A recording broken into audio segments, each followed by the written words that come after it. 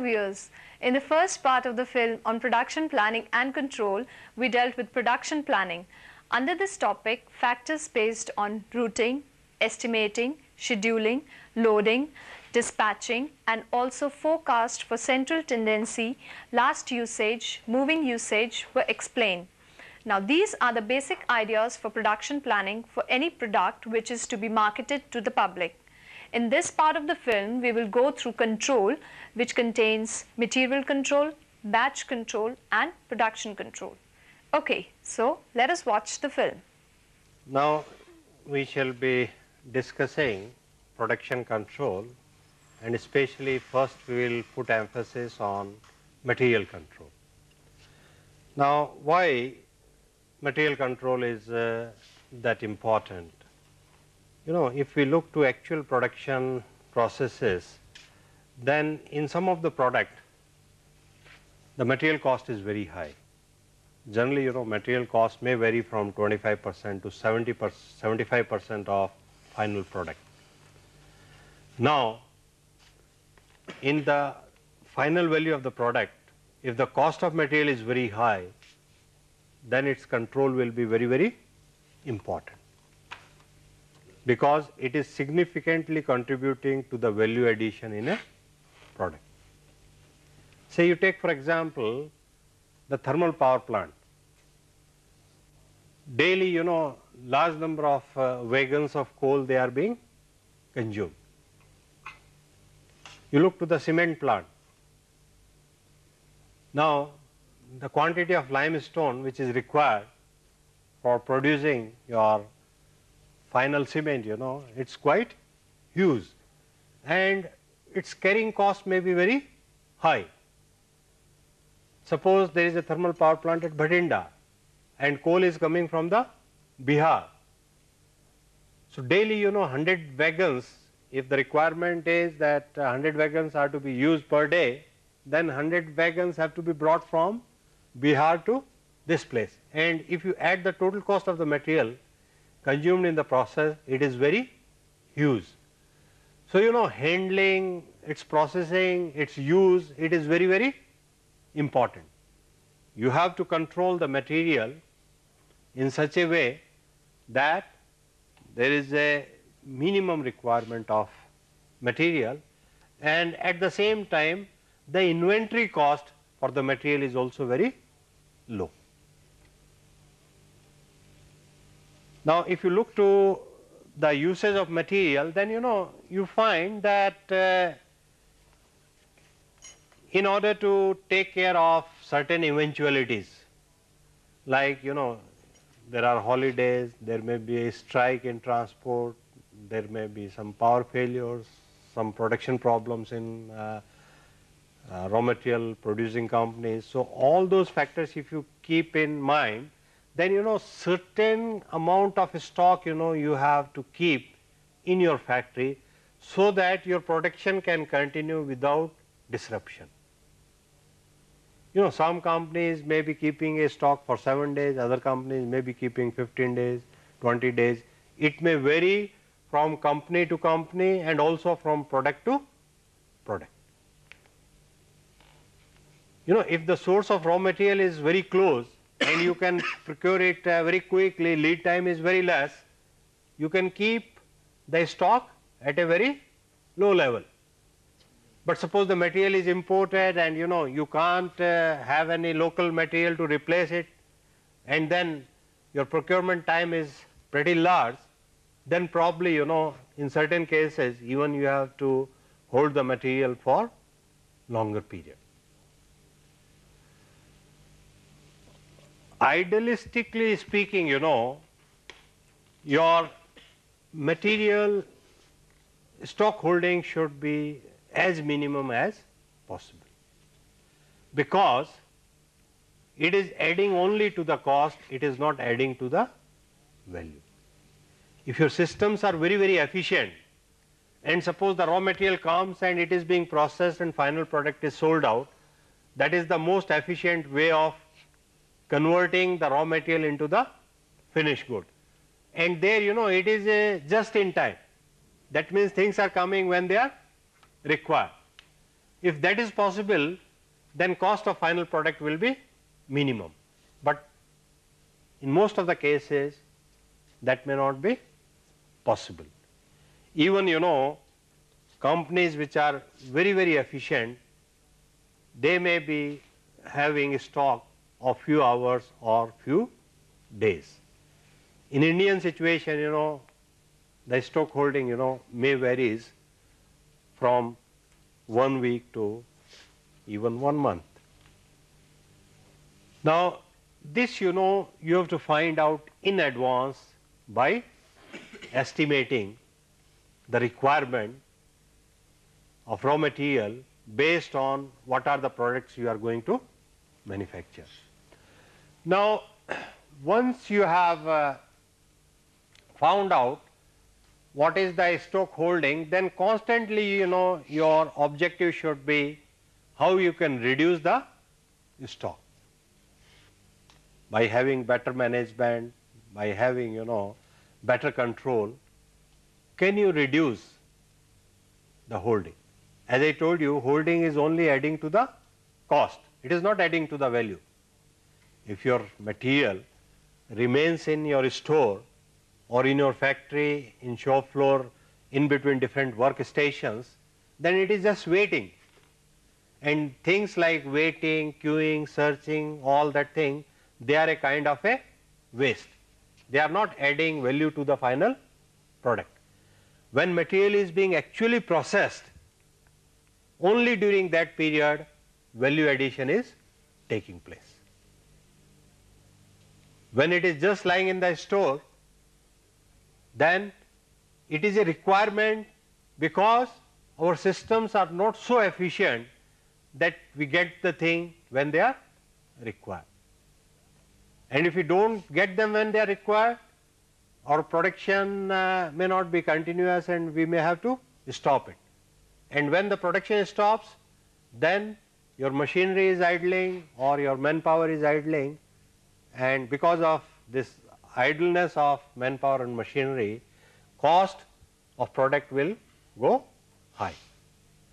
So in that case, our aim is to reduce the stock holding, but certain minimum level of stock will be required for carrying out the production activity.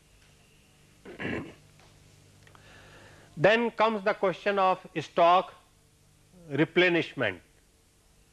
You are having certain stock, but then when you are using the raw material for producing your goods, then the level of stock will go down, and at certain point of time you are required to procure fresh raw material and add it, so that again the stock level is brought to whatever the level you have decided based on your production targets.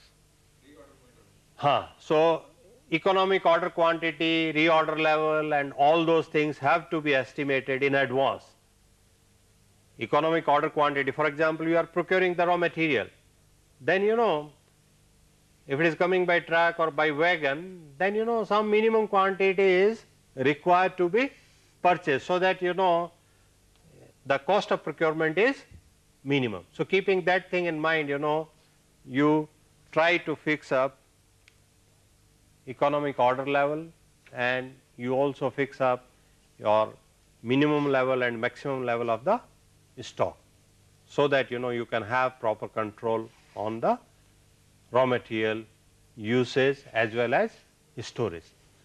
Second thing, in storage also, if storage is not proper, or in transportation if it is not handled properly, there are chances of spoilage of the material.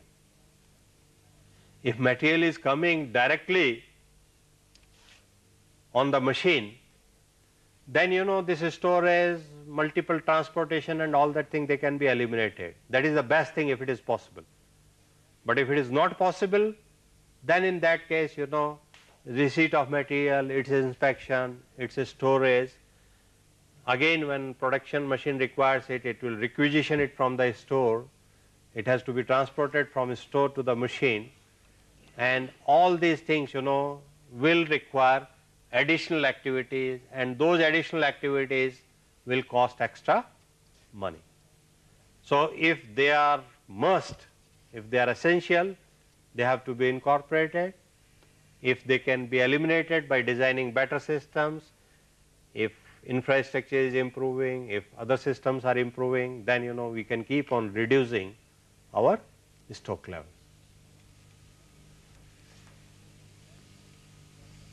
Then your control system, what kind of control system you are having, and different industries, you know, they are having different kind of system. In some industries, you know, they have a 2-bin system. Okay. And yeah, when one, you know, raw material from one bin is finished, and when you start using the second bin, then you know they place an order for a new bin and material comes. So like that, you know, that is a kind of a system. But before we adopt a system, we should be clear about, you know, the ABC analysis of the material. You know, when we want to control our material, this ABC analysis, which is shown in the graph here, is very, very important. Now, what is this ABC analysis? You know, on x-axis, we are plotting the percentage product range, and on y-axis we are producing the percentage value of the product. Now here you will find that 10% of the product, they are having 70% of the value. For example, you look to a car. Now engine, gearbox and differential, you know, some of the items may be only 10%, but if you look to their total cost compared to the cost of a car, then 70% of the cost may be only of those few items. Rest other items, you know, their quantity is large, but their value is less. So in many situations you will find that a very less percentage of product is having very high value. In this figure, you know, 10% of the product, they are having 70% of the value. Now products falling in this 10% range, they are known as category A product. They are classified as A class product. Then next 20% of the product, they are having 20% of the value. So if you see at 30%, the total value is 90%. What does that mean? That additional 20% of the product, they are adding only 20% of the value. And this particular range of product, it is known as B class product. And then remaining 70% of the product, they are adding only 10% of the value. So this product, you know, is categorized as C class product. Now why do we do this ABC classification? Because when you want to control the material, you have to identify which are the materials on which, you know, we should have a very strict control. Can you tell me which material should have your maximum attention or maximum control? It is category A material. And moderate control on category B. And least control on category C. So here, you know, category A, category B and category C. Maximum control have to be on category A material, because 10% of these items, they are adding 70% of the value. If you are having maximum control here, then you can improve the productivity to a larger extent. So, lesser effort, better return.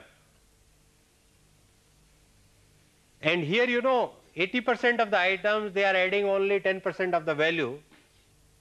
Even if you put lot of importance to these kind of a thing, the actual improvement will be very small, because their total value is very, very small. So, keeping that thing in view, we try to classify the materials which are being used in the industry in category A, category B and category C. And persons who are controlling the material, they try to control the material which are in category A to a very great extent. That is, maximum attention is paid to that category of material. So, this ABC analysis is clear. Now, this helps a great deal in control of the material. Now, I will proceed to production control. Under production control, types of production control. First is the order control. In order control, we are receiving a order from a customer for certain quantity of items, and for that quantity, we place the order in the production shop, and production shop, they will produce those many items after receiving the order. So, here it is a kind of a batch production. Now, next is flow control or rate control. When we are having continuous production, then we try to have flow control or rate control. Suppose there is a cement plant or fertilizer plant where continuous production is going on, but there also we have to control the rate. Say 200 ton per day is the production capacity of a cement plant, then we have to ensure that all the machineries, equipment and processes, they are set in such a way that 200 tons are produced at the end of day. If actual production is less than this, we have to see why it is less, and wherever there is a problem, either in plant, equipment or process variable control and those kind of things, they have to be corrected. So, this is known as a continuous production control. And there in process control is also very, very important. Say you are manufacturing a fertilizer, or if you go to a chemical industry, then your temperature, pressure, they affect the reaction which is taking place between different elements. And there if you are not able to control these variables in some specified limit, then you may not get a product of a right quality. So, there production process is a continuous one, but in that continuous one also, whatever are the critical elements, you are controlling them. Temperature should be maintained within say 80 plus minus 1. Now, there may be a centralized control, there may be a decentralized control. In centralized control, all the variables, they are being transmitted on the control panel and you are getting the reading. And when they are going away from the limits, then you take the corrective action. So, here this is applicable in case of flow control or rate control. Next is your block control, and in block control, for example, in manufacture of car, there may be many models of a particular car, and the production planning control department, they have decided that these items will be prepared in certain blocks, and they give a order. They give a order, such and such model, you prepare for 6 hours, then switch over to second model, then switch over to third model. So, in blocks, they are producing different goods, and at the end of month, they are getting these goods in certain quantities, and that is being matched with what is the requirement in the market. So, the actual requirement is converted into blocks, and then order is placed in blocks in the production shop, and they are manufactured in blocks. Now, it is for the production planning department to decide these blocks. So, whether it is a batch or whether it is a block, the amount of machineries you are having, the number of products required, the number of people you are having, all those factors, the kind of processes which you are using, all those factors have to be considered in deciding the batch size or the block size. Now, then the load control. Now, here there is a loading on different machines, there is a loading on different people. Now, it should not so happen that some people are heavily loaded and some people are very lightly loaded. What will happen in the industry? They are also watching each other, and if you have planned your production in such a way that some people are getting more load and other people are less loaded, then all the workers, they will not be happy. Those who are highly loaded, they will have a grudge that why certain other people, they are less loaded. So, there you have to load, you have to control the loading of the people in such a way that there is a kind of a equal distribution, and then you are getting the optimum return by that kind of a loading. Some variation is possible, but ultimate aim is you are getting optimum output from the machineries, from the people you are having. Now, next is spatial control, spatial project control. Now, the name itself, spatial project control, it indicates that each project is a new one. Say you are constructing a Bhakra dam, or you are doing a task which is entirely different, only one particular item has to be fabricated. A large plant for a paper mill or a sugar mill is to be prepared. Now, only one item is to be prepared. Now, for that, or one building is to be constructed. Now, for that, it is a special project, and you have to prepare detailed plans only for that particular thing. In mass production or batch production, items are prepared in a repeated way. Here, it is an individual item or a individual special project which is to be executed, and there the planning may be even slightly different. For example, a spacecraft is to be launched, or in defense, you are trying to develop some special equipment, and it is the initial development of that kind of a equipment.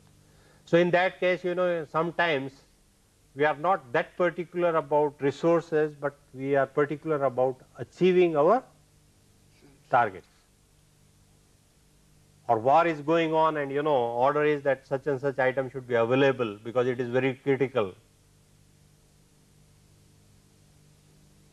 Then looking to various factors, you have to plan, and it is a special kind of a project, and the considerations which were considered earlier, they are applicable here also, but there can be some deviation from them depending upon the new requirements which are there for that particular project. Are you getting my point? Sometimes there can be a deviation from generalized requirement because of special features needed in a product, or the time schedule is such that by routine methods you will not be able to cope up with that kind of item. So, those kind of things they are taken under spatial project control. So, in production control I have discussed the material control, then the production control. So viewers, in the second part of the film on production planning and control, we learn the techniques of control, which contains material control, batch control and production control. Control puts emphasis on production quality, marketing technique, etc. In a nutshell, the film on production planning and control has given you an in-depth study to produce products by proper planning, adopting the techniques of control. We hope this film will help you in planning better to produce good and quality products. Thank you.